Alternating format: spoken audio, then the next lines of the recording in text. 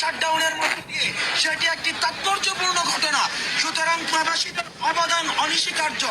আমরা আপনাদের কাছে আহ্বান জানাবো, কনসুলেটে, পুরো এম্বাসিতে আমাদের প্রবাসীদের প্রথম শ্রেণীর নাগরিকের অধিকার দিতে হবে এবং তারা যখন এয়ারপোর্টে আসবে তাদেরকে প্রথম শ্রেণীর নাগরিকের মর্যাদা দিতে হবে।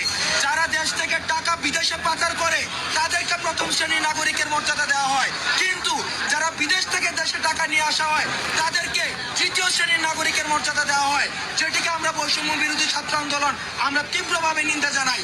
আজকের পর থেকে আমরা বিশ্বাস করি, প্রত্যাশা করি এবং অন্তর্বর্তীকালীন সরকারের যিনি প্রধান উপদেষ্টা তার প্রতি আহ্বান জানাবো, যারা এখনো পর্যন্ত অন্ধকার কারাগারে রয়েছে তাদেরকে ফিরিয়ে আনার জন্য আপনি দ্রুততম সময়ে ব্যবস্থা নেবেন এবং মানুষের যে আস্থা রয়েছে সে আস্থাকে আরো বেশি সুদৃঢ় জানিয়েছে।